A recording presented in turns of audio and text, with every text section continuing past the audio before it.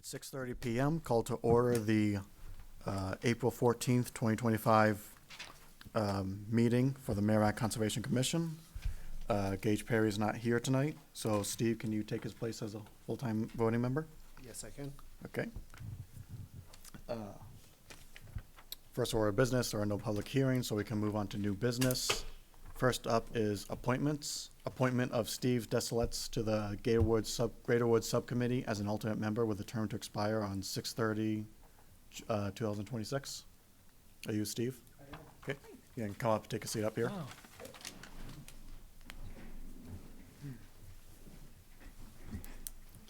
Oh, Gage is the representative for Greater Woods, okay.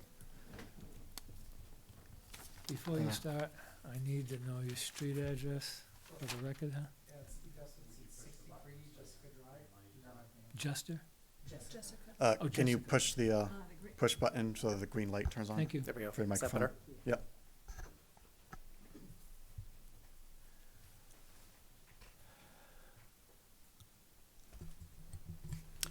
So Gage has shared some emails with us, so he's already kind of introduced us to you. These are usually formalities, but does anyone have any questions for Steve?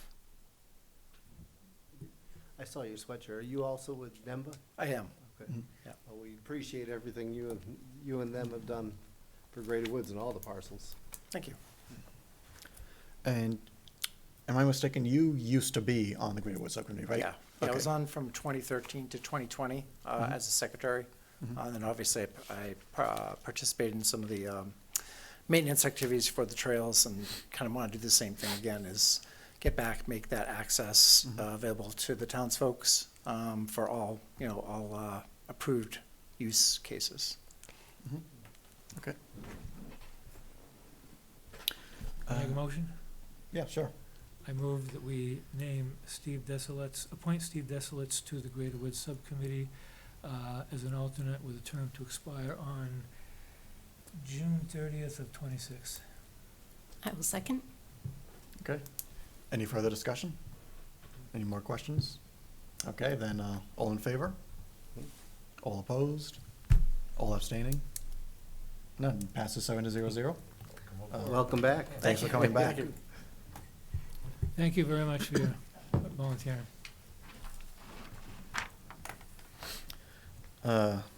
With that, we now move on to Patrick Baldwin and LL Realty, LLC. Review for recommendation to the planning board regarding the conditional approval of an amended site plan to construct a 15,452 square foot warehouse building addition on the easterly face of the existing building, along with associated site improvements. Parcel is located at 4 Webb Drive in the I-1 Industrial and Aquifer Conservation Districts, tax map 2D, lot 32. Good evening, everyone. Thanks for having me here tonight. I wanted to apologize for missing the last meeting. I had a scheduling conflict. My name's Alex Jafrida. I'm a civil engineer from Hayner Swanson, representing Patrick Baldwin from LL Realty LLC for that 15,000 square foot building addition. And would you guys like me to put anything up on the screen, or do you have something in front of you for the? Yeah, we have, your computer screen is showing up on our computer screens as well. Okay. I'm sorry, I didn't hear your name. Alex Jafrida, civil engineer, Hayner Swanson. Oh, it will be. Oh, it I is. assume. Can put something up.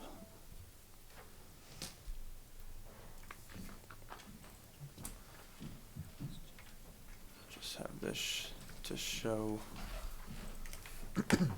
that conservation district boundary. So as you can see, our addition is on this corner, not really impacting that the district layer there. And we have additional improvements along the site, but nothing is going to be within that buffer. We have drainage here that is a closed stormwater detention system that will not be infiltrating and ultimately just outlets into the storm system within Daniel Webster Highway. We are providing pre-treatment for this upper parking lot per the town's request and their peer reviewer as they requested, part of the conditional approval we received from them on April 1st. So just kind of hoping you guys can give us your support and any recommendation towards our plan here tonight. This is the first, what I know about the site is what I have here. I'm just saying noticing the stormwater structures go back to 1985. You're going to be doing some work that's going to, not replace the original one, but to bring the site more up to date. Yeah, so we're gonna be we obviously have an increase in runoff due to our addition with the roof runoff. Right. So anything that water is getting into is gonna be improved. Those pipes are gonna be upsized. We're gonna get those all up to regulation. And the structures will also be improved. So anything that our water is touching will be brought up to the latest and greatest. Good, thank you. And that it said that a new total of 70 parking spaces is proposed. I want to make sure I'm reading that right. A new total of 70, not a total of 70 new. Yeah, it's a new total because we're Okay. losing 10 spots. Right where that addition is, there was 10 spaces there. So those are gone. And we're also losing 1 or 2 more just to comply with ADA regulations. Thank you. Yep. Maybe I missed it. Where is the snow storage? It is not listed on this plan, but it's something I need to talk to the owner about. I know from just visiting the site, they have it kind of in this back corner here. That's an existing stormwater, I think it's a detention basin. They store a lot of snow there. They store snow in this parking lot here, and they also store snow in this upper parking lot kind of in the back there. But I can definitely designate those spots for you guys. Okay, because it looks like the last two you pointed out there are probably captured. Yes, yep. But I'd wonder if the one off to the east is. Back here, or Um, this one, No, toward the top right of that picture. back here. Yeah, So there's an existing stormwater, it is. Okay. yeah, back there. But we're not touching that. A lot of the water drains to there, and then it actually outlets to the existing drainage in Daniel Webster. I guess that would be something with like if, the final proposals just outline those areas. Show those areas. Obviously, we're just concerned that, as they melt, that Yeah. water's leaving this property. Yep, will do.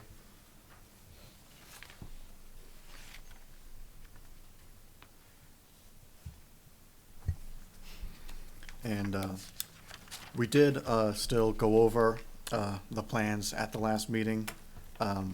So you had Green Snow Pro, so that was great.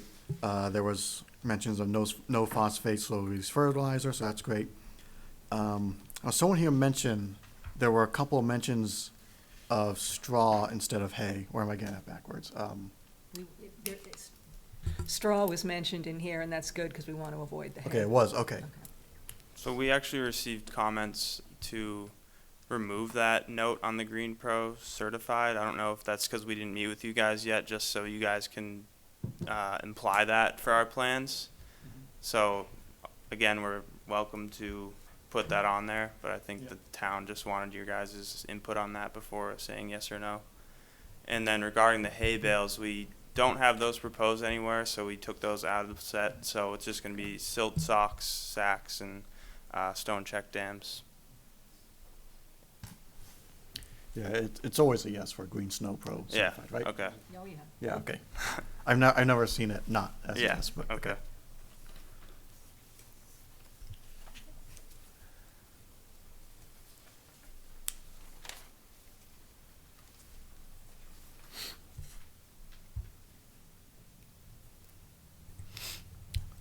Does anyone else have any other questions?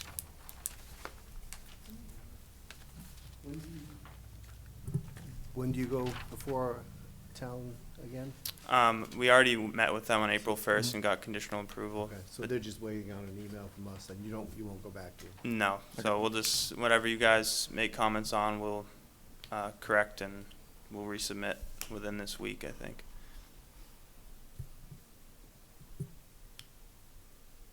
Does anyone else have any more questions? Okay, so tonight I can email the planning board, just mark off the snow storage areas as designated snow storage areas and add Green Snow Pro back to the plan. And that's all the comments we'll have. Okay. Well, thank you guys. Appreciate your time. Thank you.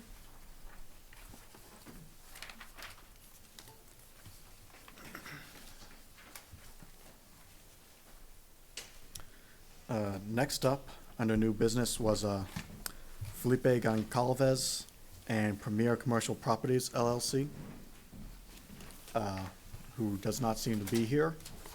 So we can move on with other new business. If they arrive, then we can go back to that. If not, then I'll just let the planning board know. Did anyone actually maybe look through the plans to see if they had any comments prior to any meeting with them? I Mike- did, Go ahead. I did look through it, Eric, and it looked pretty straightforward. There wasn't a lot of additional impervious added. The one thing the plan did call out, similar to the concern I had about this one, was the snow storage area. Yes. It outlined it on one of these, and I'm pretty sure, what did you think, Ellen? I'm pretty sure where that is proposed is not on impervious surface. That's I'm pretty actually- sure it's not an impervious surface, and I'd really like to know more about the elevation change between the river and that parking lot. The proximity to the river is my concern. Yes. But this is kind of a sketchy plan, and it doesn't have a lot of the information we'd normally look for, so I look forward to hearing more about it, but that was a red flag for me. I can almost guarantee the grading in that area is toward the river. Yes.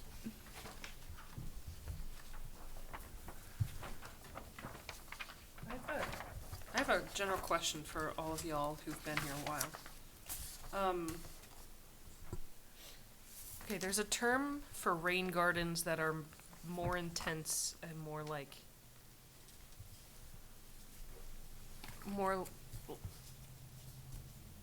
I can't remember the word. Rain gardens that include like the treatment, like the rock beds and the layers. Do you know what that's called? Okay, so, Hardscape, say it again? hardscape? No. It's not, it's there naturally, not, No, like you install it. It's basically like rain gardens for city planning. Like it's a way to manage water runoff. I know what you're talking about, I don't know the name of it. I'll just call it intense rain gardens right now. Is that what a lot of companies already do when they have, like when they show the plans for managing stormwater runoff? Does that ever include plants, or is it always just like layers to help filter out stuff? Basically, I don't know what I'm looking at when I'm looking at. Generally, when we look at them, they're underground. They're Okay, below the surface, so the intent is just different aggregates, maybe Okay. layers of sand, stone, depending on what the existing soil types are, but it's Okay. all about filtration. okay, so it does a lot of the same stuff. Okay, thank you.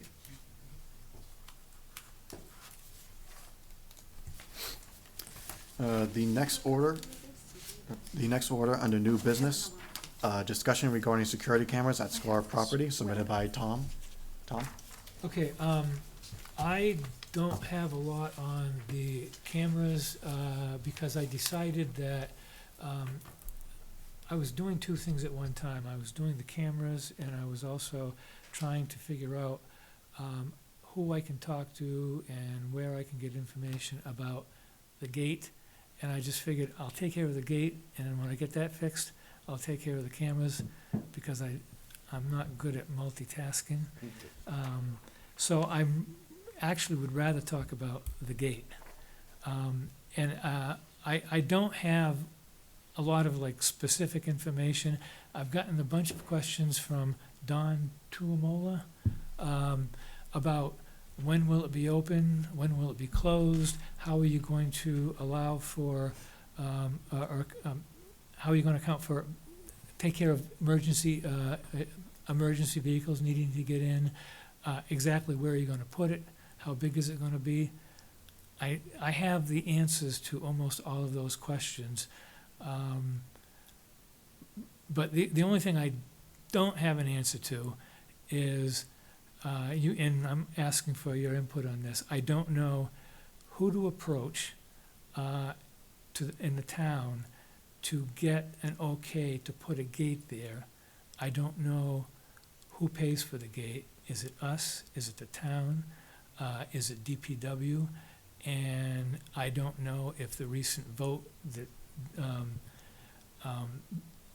went back to the default budget is going to impact how much money anybody can spend. So that's where I am on this, again, it's a two-pronged project, and I just figured I'll get the gate first, and then I can worry about the security. And I am worried, another concern I have is, what can I get for a gate that's going to be able to stand up to attempts to destroy it? And I have seen, I've walked around in a lot of places in town looking at gates, and a lot of them have, the gate is affixed to a huge piece of pressure-treated lumber. It's bigger than 6x6. I don't think that is going to be a good idea for this gate, because they've already shown that they're okay with going down there with chainsaws. And I also found another gate that has, again, it's huge, but it's made out of metal, and it would be very difficult for anybody, I think, to destroy that. The only problem with that is I don't know where this gate came from. Somebody who was here when Greater Woods was in the process of being developed might know. But anyway, so Tom, those are- I missed one part too. Yeah. Where are we talking about this gate? Where is this gate? okay, the gate would go.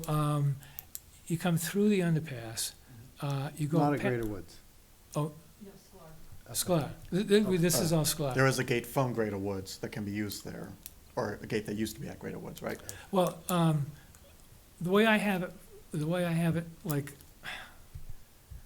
the way I envision it is it would be on the road just before the bridge that goes over Natticook Brook.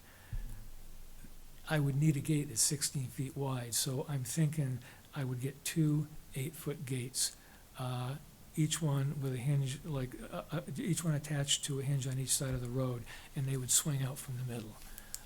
I don't know how else to do it. That would make it, it would make it so that vehicles couldn't get by going through the woods, but it would also allow for bikes and walkers to get through it. And even if it doesn't, there is another place to access the trail system right near where that gate would be. So that's how I see it. So I don't know if the one in Greater Woods would, I don't know, where's the one in Greater Woods that you were talking about? I think, and someone tell me if I'm wrong, I think there's a distinct difference between the two gates. The Greater Woods gates, that was a town road. That was a Category 5 road or whatever. Oh, that's the So Greater when it Road. became conservation land, we had an obligation to gate both ends of that, because if we don't, the town has to maintain that road to the category, Okay. whatever, 5, 6 standard or Okay. whatever. The difference, the distinction I would draw, and I'm not opining on this, but at Scalar, that's a town road. And I think Fish and Game has an interest in that ramp. According to the town, That's definitely not the parcel we manage. That road is town land. yes, according to the town, it's not even an official road? Am I getting that It's correct? definitely not in our jurisdiction to put a gate up on that road. And No, who, but like it's not a category anything. To them, it's basically nothing. And I've contacted Fish and Game, and they did not respond with any concerns about that spot. Why would Fish and Game have a problem with that spot? because they put in that ramp. They also declined to upgrade that ramp 3 or 4 Oh, years ago okay. when we met with them. Yeah. I think you were part of that meeting. Garrett Yes, Grautenkamp yes. was the gentleman who manages the boat ramp program for Fish and Game. But they originally put it in, and I thought there was an obligation to maintain year-round access to that Oh, ramp. yeah, and that's Because another, people hunt from there, people fish Right. from there. and that is another question is unanswered is, are we even allowed to put in a gate to block the road? So I believe, and we need to reconfirm this, but I also believe when I talked to them, they said like there are places, there are boat ramps that are inaccessible part of the year. I think the issue was whether you were completely blocking access and whether people could still get there on foot. So people could still portage their kayaks, canoes. That's a long portage. Yes. It is, admittedly, but it would be for, I mean, no one's maintaining that road. It's not really, it's not safe for anyone to access it anyways during the flooding season. And if they do, it becomes unsafe for other people to access it. We can follow up with Fish and Game again to verify all that. And I can check my emails too. It's unfortunate, and I don't know if a sign would curb these habits, but you would hope in a perfect world, people would be respectful. And just because your vehicle has tires that allow you to go travel through the mud and get down and approach that wetland, I mean, it's a fragile, that's why it's so valuable to us, right? Because those are fragile soils down there, it's the fragile plant life. You would wish that people with those vehicles or off-road vehicles wouldn't do that when they do damage. You know, the biking community is super respectful. They'll police themselves, you know, and they won't take trails on our properties when they know that they're doing damage to them, because they want those to be in good condition year-round. But Sklar's had issues unfortunate. with motorized users who were Yeah. not respecting. Sklar's, yeah. The And I don't know purpose that a sign or a gate or a camera, none of those three things may be effective in addressing it. What certainly would be effective is if you see someone down there doing damage, or any member of the public, pick up the call the non-emergency hotline. This is done, but nobody sees it. Last time, we talked about this a lot Yeah. before, and maybe things have changed, but last time, we had a member, or a retired member of the Merrimack Police Department on this commission. And he went and got the call logs, and there had been maybe 1 or 2 calls logged during an entire 6-month period. Not to say, maybe it's changed, maybe people are seeing the wrong thing happen down there now, and they're calling, but that's I think, the most Yeah. effective way to treat this problem. I'd say, I mean, my last conversation with a police chief was it's probably right after I became a chair, which is probably like July or August of last year. And he basically echoed the same thing, that they get maybe, I think he said they got 3 calls in the previous 6 months, something like that. Just not a lot of people call the police, at least before I mean, that. if there are ruts that people have made from their vehicles, what am I telling the police? Like, am I gonna call them every time there are new ruts in the road? Because, Yeah, Well- I'm sorry, I didn't mean to interrupt. I don't even, I think that if there are ruts in the road, that's a DPW connection. it's not a crime, It's so the- there's nothing to call the police about. If you're Right, doing property just- damage, it's a crime. But it's a road and they're allowed to drive on it presently, so it's not a crime. Like, that's not, like, this is the road going to the boat ramp that's getting destroyed and people can't drive on it. We used to, I think I still have his number, we know the Flying Eagles, and they're down there a lot. I mean, I can see if I'm sure I have his number somewhere. We should reach out to them and say, you know, we see this road damage occurring down there. You're down there all the time. If you see people doing damage, If you please could help us. document it, yes. Yeah. Help us, Okay. just call the non-emergency number. You don't even have to give your name. And let the officer who responds to it adjudicate with whomever's doing the damage down there, whether or not they're doing the damage. They can adjudicate that out right there. Okay. And I- you I may can not do have to that. give someone a ticket to correct the behavior. I'm sorry? And the officer might not even have to give someone a ticket to correct the behavior, you know? Yeah. Yeah. Now, Tom, did I hear you say that you weren't sure what size gate would be appropriate for it, or you wanted emergency services, I suppose, from someone from police or fire would be able to answer that, but that, again, couldn't come up until we know who's responsible for putting up the gate. Right, right. I do, again, the ones that I have looked at out in the other Greater Woods and Horse Hill, they're called livestock gates. I would buy 2 8-footers. My concern with that is the metal is thin. Yeah, after knowing how rocks have been moved by Yeah. people bringing in wheeled vehicles to Sklar, Yeah. I think, well, if any gate that goes in needs to be purchased with that in mind. Yeah, yeah. And that, the gates that are out there now are less than $200. To get a real strong gate, the beginning prices are in 2,000. And this would be a huge gate, so I think that would be a significant amount of money. And Jen, am I correct, the council is currently discussing the fallout from a default budget vote, so, We will be, Okay. yeah, at our next meeting. okay. So it sounds like the very first question we didn't answer is it even allowable to put a gate on this road, correct? Right. Do you want me to try to find some guidance on that?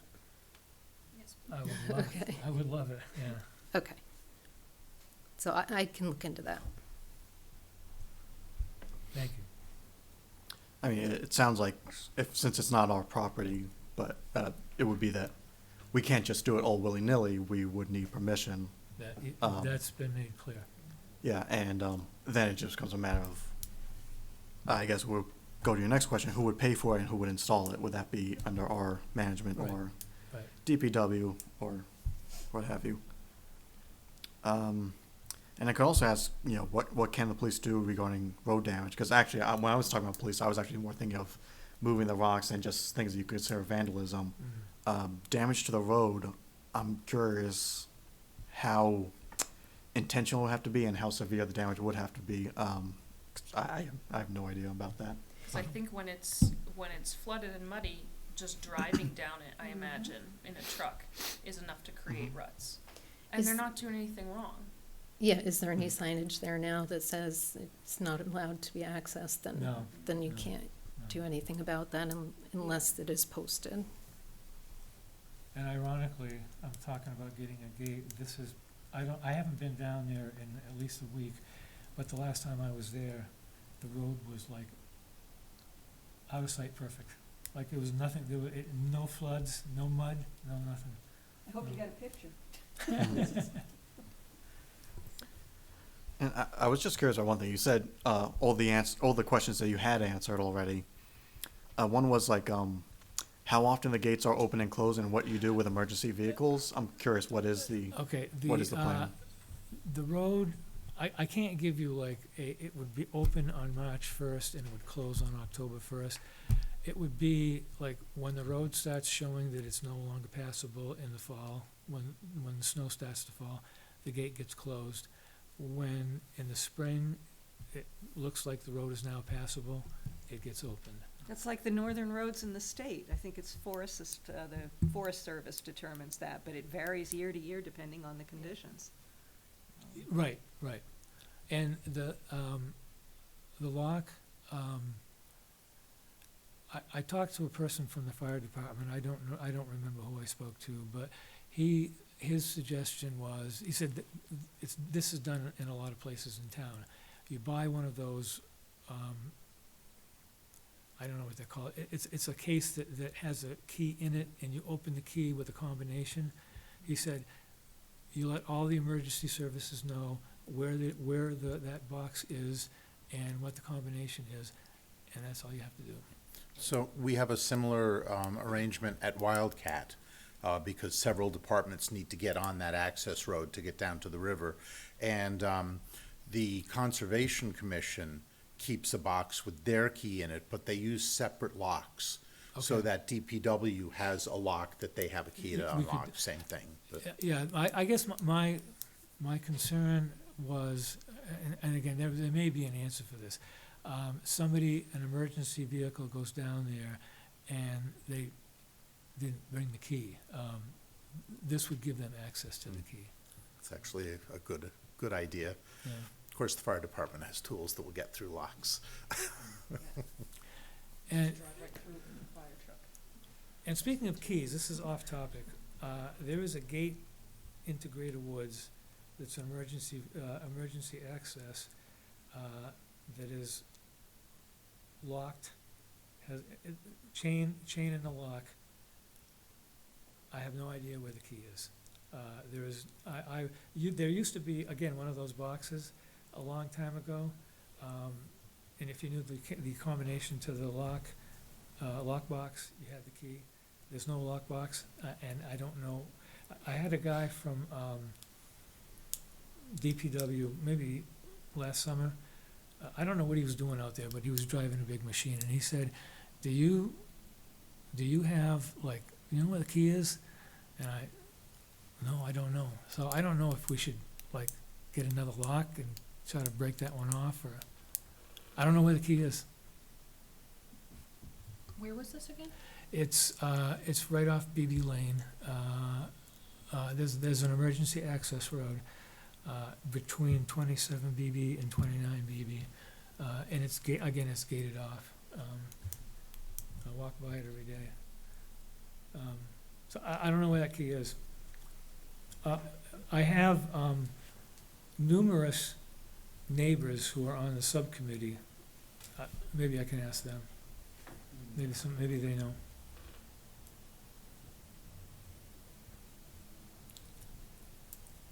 So that's where I am with the gate.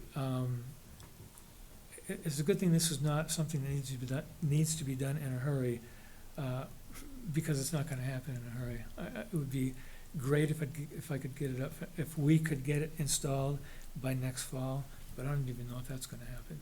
And I think you have the right idea about dealing with this before a camera comes up, because we don't really know the best place to deploy one Right, until right, we get right. that. Thanks for looking into this, though. Yep, Yeah, so Jennifer will contact town council about permissions and what we have to go through to get permissions, and just the whole discussion regarding who pays for it, who actually installs it, whether it's Right, us or DPW. And I guess anyone could, but I'll look into just what the laws are actually are regarding damaging dirt roads.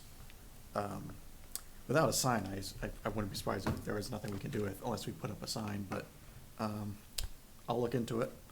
okay. And we should also probably look into that missing key for the BB Lane emergency entrance gate.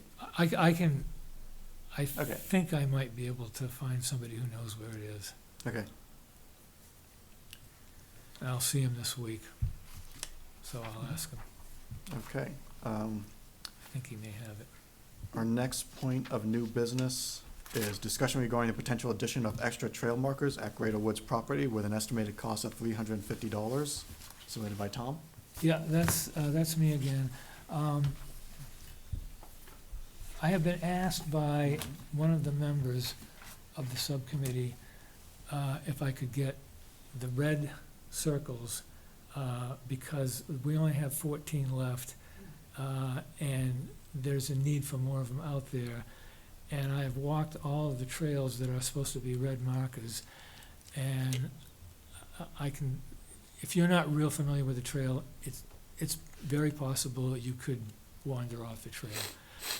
So that's my logic for buying these signs. This is what it looks like. I would get something exactly like this, except it's gonna be very, very thin. I took this to the subcommittee meeting, the last subcommittee meeting, and I said, are you guys okay if I buy some of these, but it's gonna be this thickness? And they said, actually, that could work out better. So, just so you know, this is what originally was purchased. I don't know if I can get this anymore. So but I the do thicker have- ones do crack.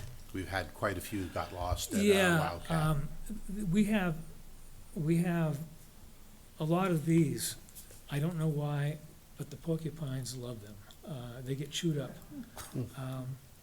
And the ones that aren't chewed up have been so washed out by the sun that they're hard, it's hard to catch them. It's hard to see them. On the legend for the Greater Woods map, what is the red circle denote? Bicycles. It is, okay. Yeah, and that, so all of those trails are very serpentine. So if you're. So we're talking salamander and millipede and. Salamander, millipede, centipede, and silverfish. And those are long trails. They're not, again, there's a lot of trail there. They're not necessarily in a big area, but it's They like go all this, over the yeah. place. Yeah, they're all over the place.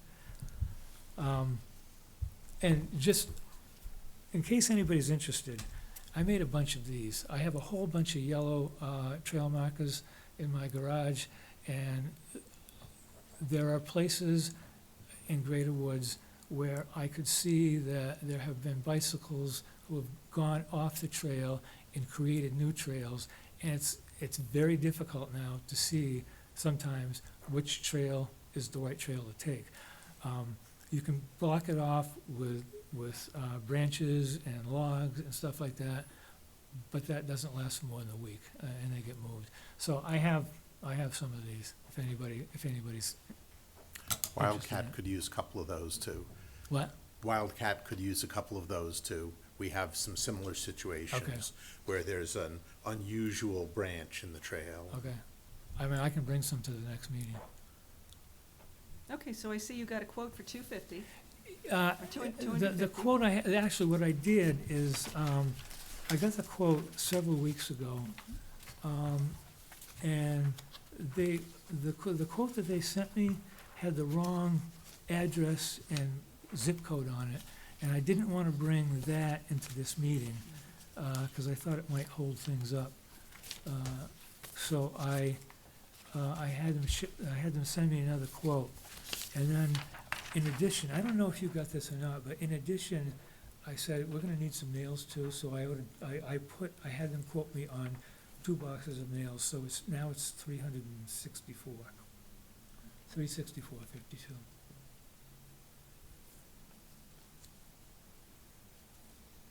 Can I make a motion? Or do we? Well, yeah, because after we make a motion, there's still a discussion point anyway, Okay. so, yeah, you can make a motion. Okay. I move to appropriate a sum of, a sum not exceeding $375 for the purchase of trail markers. I was gonna say, for the purpose of trail markers. Second. Fund 53? What's that? From Fund 53? Yes. Yes. Yeah, I'm sorry, It is. yes, from Fund 53. Okay, so open for discussion. I just want to make sure, so the last purchase of trail markers that we made, I believe last year, that doesn't cover the red trail markers that you're looking for? We never got trail markers Oh, we last never year. made that? We never- What we never- happened with that is, after I got the quotes for that, we decided, why don't we find out what we have first? Mhm. And we had a whole lot more than anybody knew that we had. So these are the only ones, these are the only But ones no, that we need. no red ones? The Okay. blue ones, the yellow ones, the orange ones, the white ones, we've got enough for the next millennium. Okay, that's the only question I had. I just Okay. want to make sure that, No, this is all that we this was need. all that we had.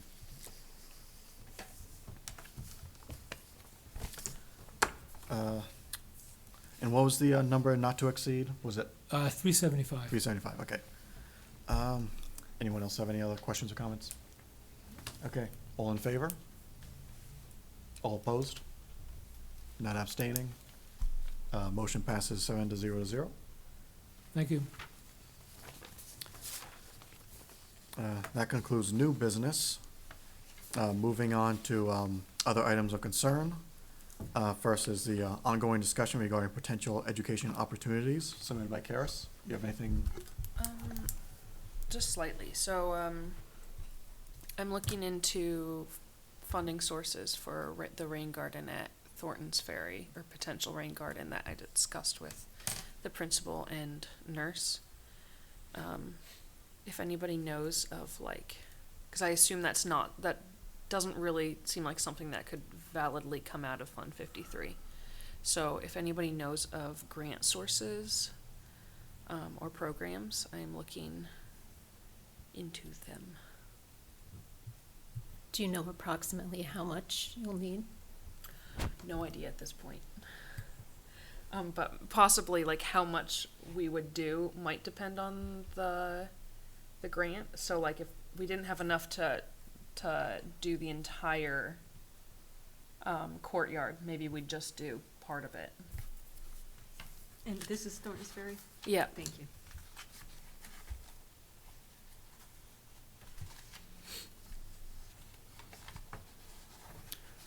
On that note, the school district or superintendent did reach out to us. They would prefer that when any of us are making contact with schools, we actually go through the school board. Yeah, so that was just, I was just alerted of that late last week. Okay. So just in the future,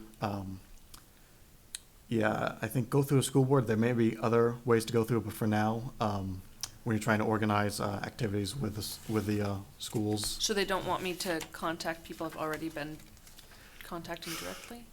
that Maybe loop in the school board now. yeah, Okay. I'd say let the school board know. And is there a contact for the school board?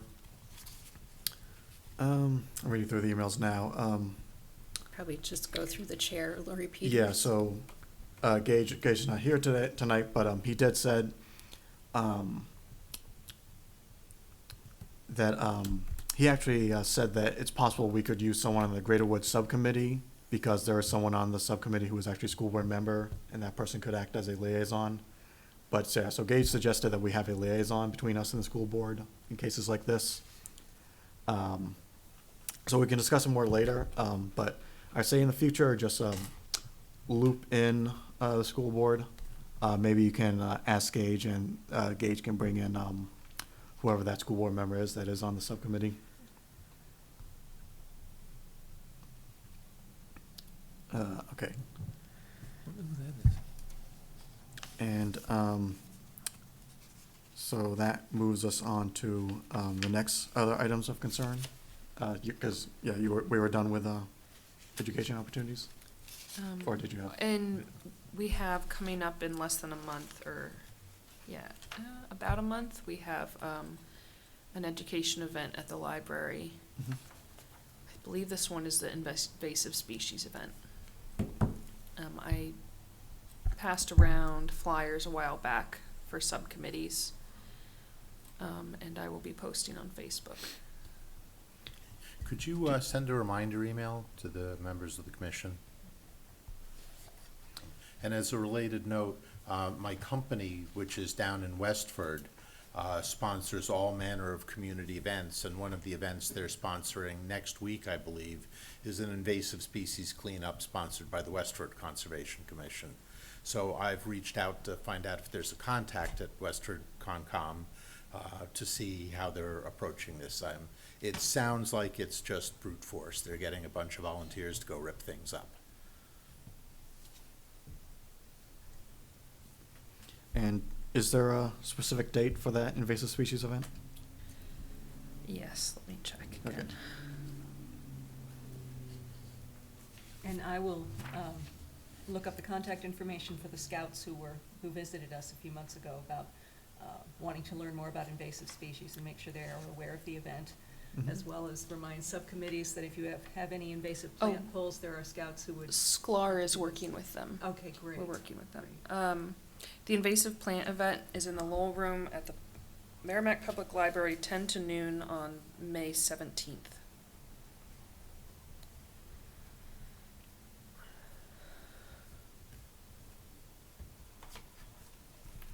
Okay, May 17th, that is a Saturday. That's not the day of the, when is the, The seedling giveaway Yeah. is usually the day before Mother's Day. okay, I think that would be the 10th, so yeah. Yes, Mother's Day is May 11th. That is Armed Forces Day. Yes, it is. And also Saturday before Memorial Day. So, long weekend for anyone working that week. Okay, so the invasive species event, May 17th, 10 through 12 at the Merrimack Public Library. So then we can move on to the next other item of concern, which is the Watkins Forestry ballot update. Yeah, so You can fill us in, Jennifer. the tree harvest, the article that was on the ballot passed, so that will move forward. I believe they were thinking that's probably gonna be toward the end of the year. But the next step is that the trustees of the trust fund need to reach out and form the committee. So it'll be a member of town council, a member of the school board, and a member of the trustees of the trust funds. And then they'll go from there. So that's where it is right now. A comment, I was very impressed with the way it was described on the ballot. They were very clear and succinct, and they didn't have, 5 paragraphs of legalese about, whose property and responsibilities. My wife also found a very good Facebook post explaining what it was all about. Yep, and we can all see, you can all look at the results online, but it did pass with about 66% of the vote, so it passed pretty overwhelmingly.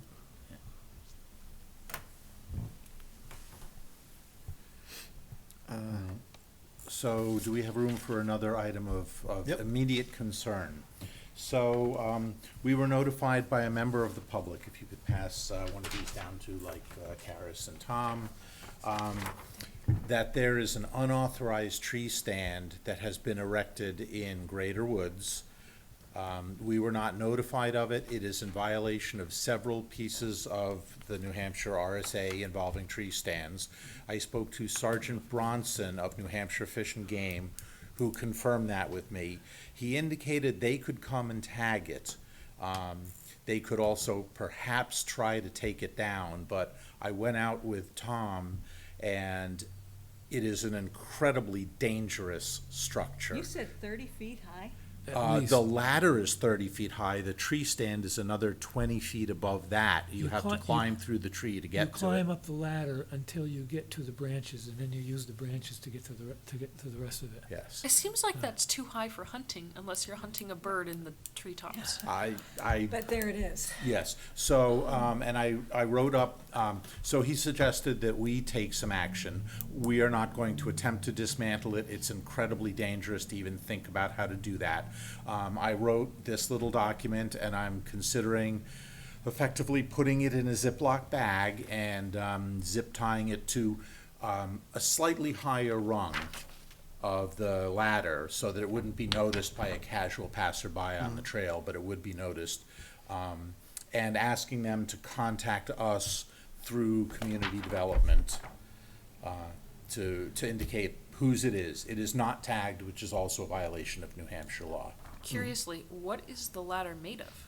It's made of, it's black steel. It's- Yeah. It's real sturdy. It looks like some kind of, emergency services rescue type ladder. These It's- Fire watch ladder? It's basically just, foot-wide metal rungs welded to a small metal spine. These are not the hunters who came to us about the hunt stands that they've I had for don't- years, seasonally, legally for. I this- don't this is think Because this is so. out of season. So This this is is out of new. season. How'd they and get it in And there? it's not labeled. It's been there for a long time. According the to one the person like- who reported it, it's only been there recently. I've been walking by that thing since last October. Okay. Well, It's like it's- 6 are- feet off the trail, right? Are we sure Yep. we're talking about the same one? It's got a green rope hanging down from it. Yeah. Yeah, the thing's great. Okay. So, You I worried said- someone got hurt getting out of it, and that's why it hasn't been taken out. Oh, really? Oh. I walked by and it's It's still. expensive, obviously. It's still illegal because it doesn't have identification on it. and Not it's that we can stuff see. out of season. They must be removed by December 31st, and they can't be reinstalled until April 25th, and then they need to come down again June 1st. So, If you have something to post. yeah, so I was going to basically take this letter, if anyone has any suggestions on the wording, but I pretty much just quoted the RSA and highlighted in red the 2 sections it violates, and then put a note at the bottom to contact us through ComDev. And I don't know what happens if we don't get contacted through ComDev, but I guess at some point, since it's legally an attractive nuisance, we need to figure out some way of getting it removed. And I think we can remove the ladder, and I Yeah. don't think any of Somehow. us should intend to climb up to the tree stand This itself. is not a job for volunteers. We, Yeah. we could move the bottom rung, the ladder's in like Yeah. 4 or 5 sections. We could move the bottom Right. section. Maybe the fire department or DPW has some way to deal with it, but, yeah. Hopefully the person will see that note and will come collect their tree stand. Yeah, it's, so I had a very nice chat with Sergeant Bronson, and he says a lot of times people just, they're using it frankly for bird watching. Although the RSA does not say anything about it has to be a hunting stand. And sometimes they're just not familiar because they're not reading the hunting rules if they're doing bird watching. That's a lot of trouble to go Yeah, through. that sounds like a structure that could, He really likes birds. Are you proposing a certain time period to leave that up before something is done about the ladder? I don't know. Maybe a month? Sounds reasonable.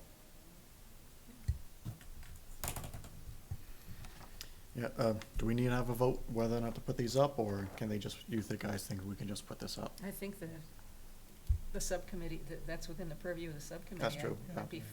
be fine with me. And I wouldn't forget what Sergeant Bronson said, later in the year, it may be appropriate for Fish and Game to come and tag it.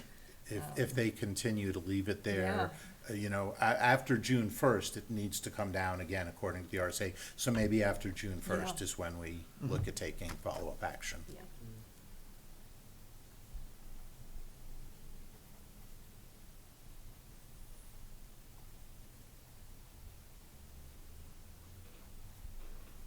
Okay, so we will, if nothing occurs, we will take follow-up action after June 1st.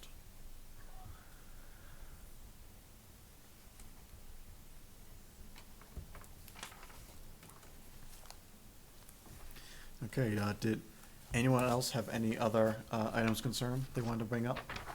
You can take that back.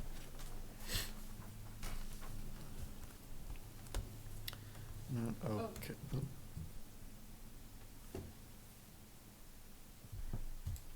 Is this still related to that subject or any new Uh, subjects? Either one.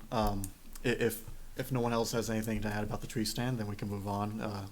If you do have something to add on tree stand, you can add No, that too. nothing but about the tree stand. If you have a new item though, but yeah, you can bring it up now. The volunteer policy? Oh, I did send the Yes. volunteer, so, I thought that the volunteer policy made its rounds to the chairs of different committees, but the town council approved a new volunteer policy in November, I think, that there are forms attached, so, when we do have volunteer opportunities, there is a form for adults to sign, and there's also a form for parents and guardians to sign if there's a minor. There's also a requirement for anybody who's going to be working directly with a minor to be background checked. So, you know, if their parent isn't going to be there, then the member of the committee needs to have background checks. So CARES is going through that right now for a minor who's going to be volunteering. If a scout leader is with a group, does that cover that, or would that be something? I believe so, but I could double check it because they should be background checked Right. for being in the scouts, so that should be fine, but. Luckily, the We just scout, want to make sure that any adult-child interaction is with an adult who's been Right. trained. It includes also, you know, if there was somebody who was in a vulnerable population that might be, you know, an adult also is covered under that. and just to clarify, we also need to fill out the volunteer forms? Because I was made to fill one out. Oh, did they? Okay. I'm not aware of that, because I assumed Okay. like you're already, you know, part of a committee, but. I thought we would be, but there might be something that, I thought we would be, but I was made to fill one out. Let us know so. if we need to sign Yeah. something. Let me double check on that one, because I And- was assuming, you know, then everybody who joins a committee that is a, you know, volunteer position would have to do that when they came on board, but I haven't heard that that was part of it, so. Is it all right if I forward your message to me about the volunteer policy to the rest of the commission? Yes, definitely, that's what I'd like you to do. Okay. So that is sent, so everyone should be getting that email right about now.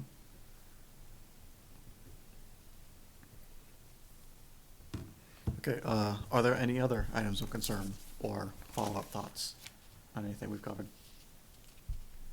Okay, in that case, we can move on to approval of the minutes for the March 24th, 2025 meeting. Would anyone like to make a motion?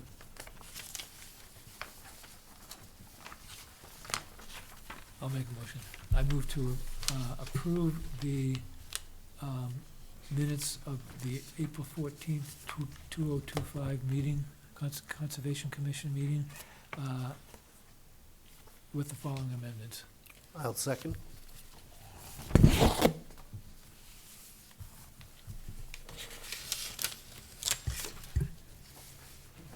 I found a couple of small things. On page 5, line 188, it says Watson Park. That should be that's when we were discussing Watkins Forest.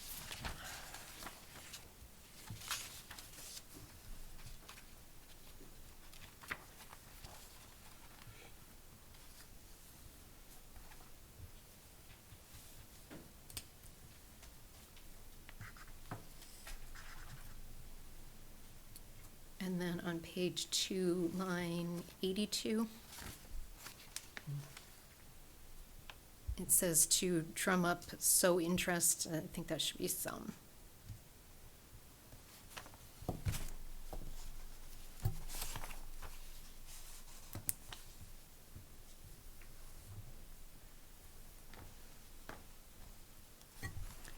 Any other edits? Okay, all in favor of approving the minutes as amended? All opposed? All abstaining? Karis abstaining? So that motion passes 6-0 to 1. And with that, does anyone have any closing commissioner comments? I know, Karis, you were on the verge of saying something. Yeah, I had another topic that I forgot to briefly bring up. Is it still okay to? Does anyone have any issues? No, because I actually had a couple of things I needed to say too, that I forgot to Okay. mention, but, yeah. So the student representative, Mhm. can we, who appoints them? Is it the school board? School board. Can we ask them to clarify with the student whether they are available Monday evenings Mm. and whether they have the time to commit? Because I know that Katie has some school clubs and programs that conflict with our meetings. And so she doesn't get much out of it if she can't come to meetings, whereas another student maybe could have benefited from the program or from the position. So that'd be something to clarify for anyone named to it, that our meetings are Monday evenings, 2nd and 4th. Exactly. Okay. Yeah, I can go ahead and email the head of the school board that. Well, do we remember, what was the term of that? Was it August through August, or was it just the school year? I mean, I guess I asked that question to ask also, when should we ask for a new nominee for next year? According to the list I have from ComDev, Katie's term ends June 30th, 2025, so it's coterminous with the rest of us.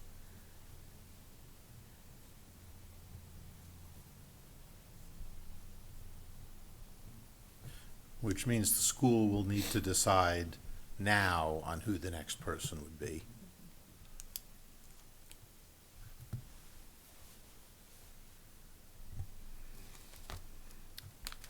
Yeah, so I'll email the school board tonight or tomorrow.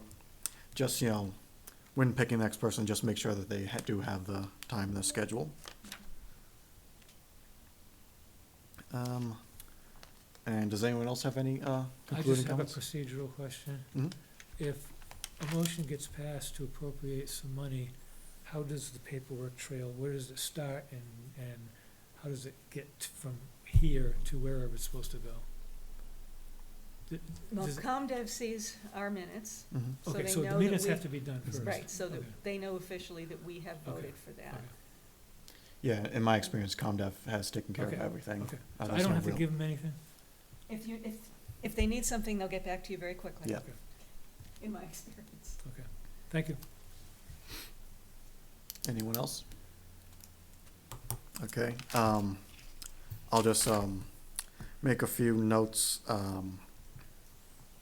One, just kind of reminding anyone who might be listening, I know last meeting, George May came looking by for volunteers for the local advisory committee.